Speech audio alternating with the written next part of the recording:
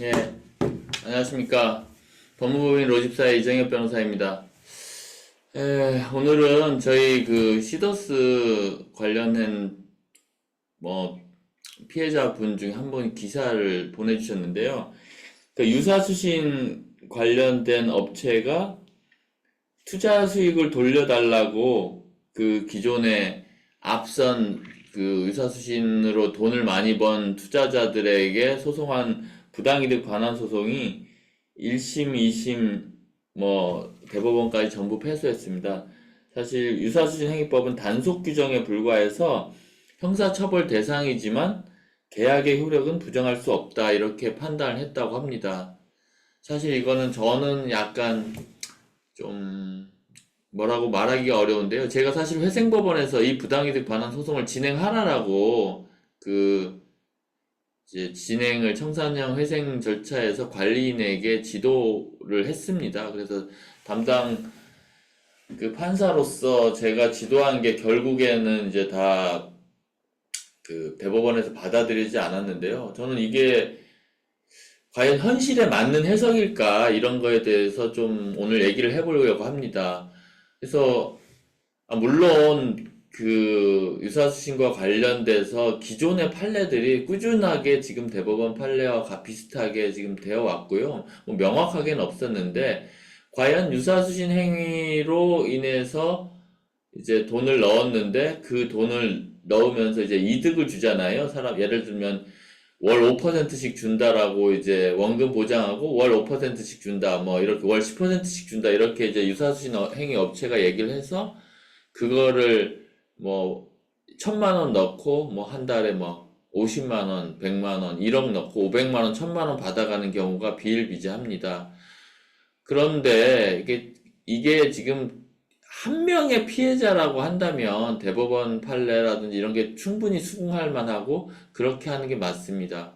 그런데 이게 다수의 피해자, 수많은 피해자가 있었고 이 수많은 피해자들이 기존의 개별적인 민사소송으로 하기 어려운 상황, 이런 경우에 어쩔 수 없이 법인 도산 절차, 뭐 청산형 회생이나 아니면 파산 절차를 통해서 그 피해 회복을 할 수밖에 없는 그런 경우가 됐을 때는 좀 다시 생각해 봐야 되지 않을까. 저는 그렇게 생각합니다. 왜냐하면 이 유사수신 행위 업체는 결국에는 처음부터 법이 허용하지 않는 그런 법인을 유사수신 행위 업체를 만들어서 수익을 올리려고 한 거고요. 그리고 그 처음에 수익을 올리려고 한 사람들을 꿰기 위해서 이제 거액의 이제 그 수익 약정을 하고 그 약정에 따라 돈을 줌으로써 한 1, 2년 동안 더 많이 커질 수 있는 기반을 마련합니다. 그래서 되게 신기한 것이 아무리 이게 불법이지만 처음에 들어간 사람들은 엄청 큰 수익을 받습니다. 그 주변에 뭐 1억을 하는데 계속 복리로 뭐 월 10%, 뭐 5% 거기다가 뭐 투자 유치 수당 이런 것까지 다 받는다고 생각을 해보십시오. 당연히 그 가해자, 형사처벌 받는 가해자와 그 측근, 가족, 그 다음에 또 가까운 사람들은 다 뭐 제 사건에 비추어 보면 수십억, 뭐 아니면 뭐 100억 단위로까지 그 뭐 투자 유치 수당이라든지 피라미드형 구조이기 때문에 뒤에서 들어온 사람들에 대해서 계속해서 뭐 수당이나 그다음 뭐 여러 가지 그 투자 수익 관련된 그런 이득을 많이 받게 되는데요.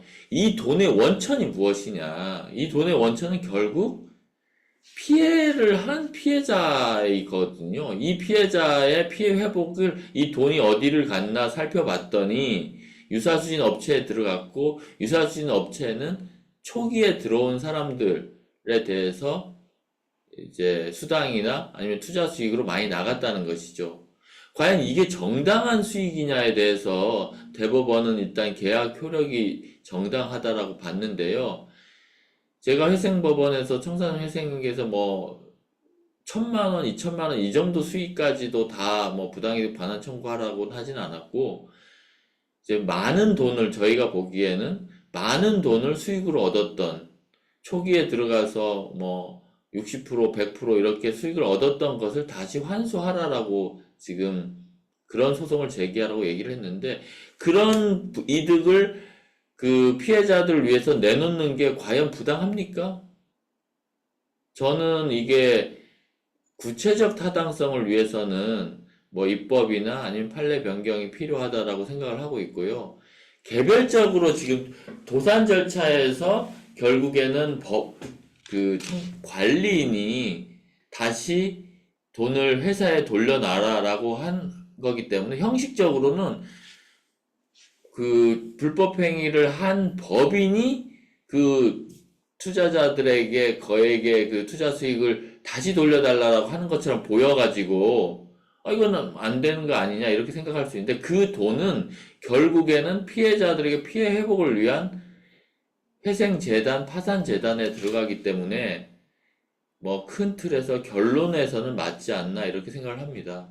그래서 저희 법무법인 로집사에서는 뭐 이러한 문제가 그냥 쉽게 해결될 것 같지는 않고, 저희 피해자들의 경우에는 이 판결로 인해서 상당히 많은 피해 회복이 어렵게 되지 않았나 이렇게 생각을 하고 있습니다. 다만 수당이라든지 뭐 홍보비라든지 이런 다른 명목의 그런 약정, 이 약정까지도 여전히 유효할 것이냐, 이거는 또 다른 문제인데, 이런 게 다 유효한다고 한다면 결국에는 유사수신이라든지 다단계 사건이라고 하더라도 아주 초반에 들어간다고 하면 수익을 낸다는 뜻입니다. 피해는 결국에는 이 유사수신이 커졌을 때 되는 것이고, 가해자와 공모만 하지 않는다면 결국은 이득을 볼 수 있다는 구조가 되기 때문에, 유사수신 행위라든지 다단계 뭐 특경 사기 이런 사건들이 근절되지 않을 수 있지 않을까, 이런 아쉬움이 있습니다. 뭐 여러 가지로 엄청 고민을 했을 거고요. 뭐 저는 사실은 이게 1심, 2심 다 패소했다는 얘기를 듣고 사실 내심 되게 죄송하기도 하고 안타까웠습니다. 이게 물론 그 앞선 피해자 겸 수익자라고 할 수 있는데, 이 사람들은 결국은 본인이 1,000만 원을 얻어서 원금과 이자로 뭐 한 2천만 원을 받았다고 하면 이 1,000만 원에 대해서는 다시 반환할 필요가 없는 건가요?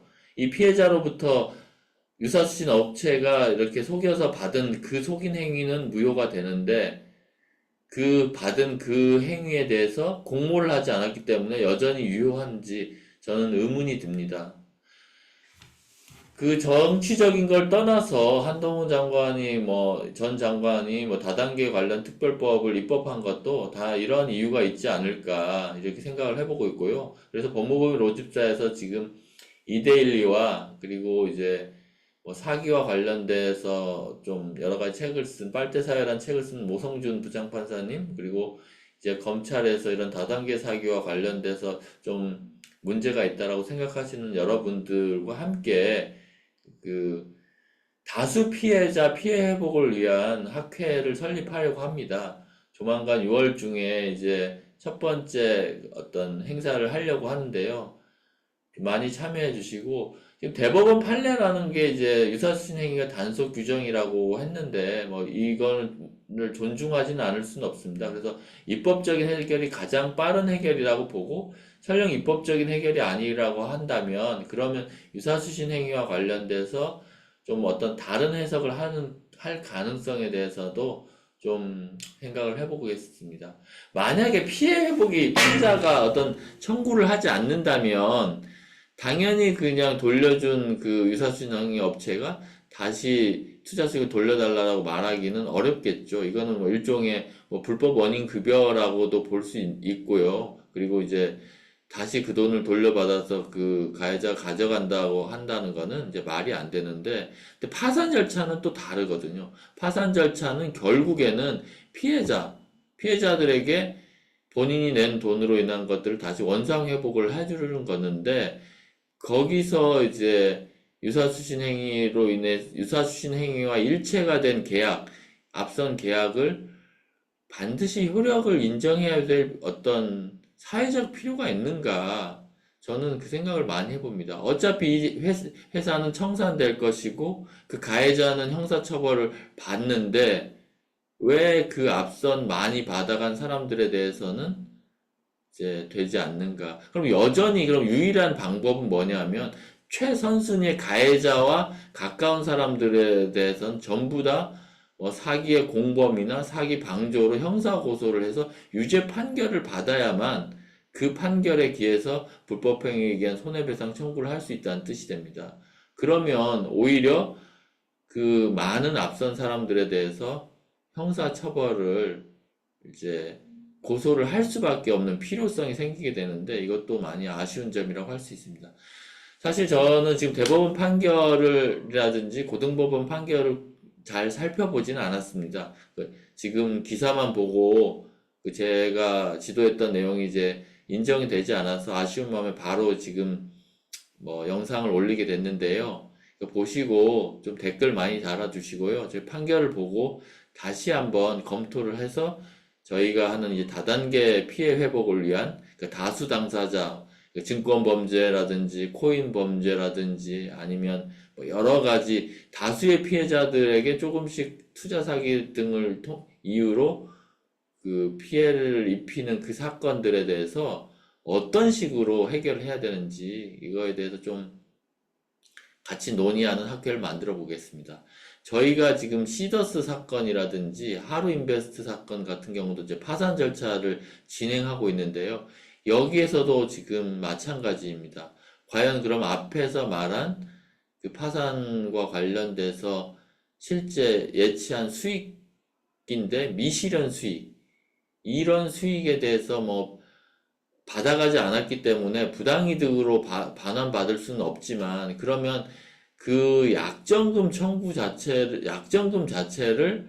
그럼 파산 채권으로 봐야 되는지, 그거에 대해서도 또 좀 의문이 있습니다. 그 예치 자체가 사기의 어떤 행위가 되는데, 아직 그 사기의 행위로 인한 원금 예치한 돈에 대해서는 손해배상 청구권이 생기는데, 그 예치한 걸로 인해서 주겠다고 약정한 돈, 하지만 주지 않았던 그것도 모두 받을 수 있는 피해 금액이라고 본다면, 사실은 다른 후반에 예치하신 분들이 사실 더 피해를 많이 봤을 텐데, 그 사람들에 대해서 과연 공정한 배분이 이루어진다고 할 수 있을지, 좀 파산 절차, 도산 절차와 그 형사법원 그리고 민사법원 사이, 민사 절차 사이에서 좀 균형을 맞출 필요가 있겠습니다. 그래서 자세히 저희가 논의해보고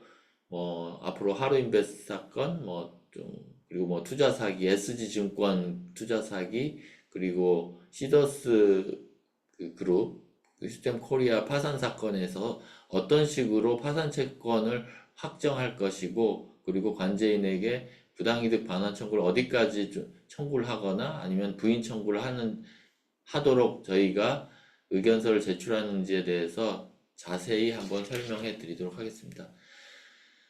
네, 오늘 판결 받고 뭐 이렇게 좀 급하게 올려봤습니다. 뭐 댓글에서 뭐 여러 가지 의견이 있을 것 같은데요. 많이 좀 답변 주시면 감사하겠습니다. 예, 감사합니다. 고맙습니다.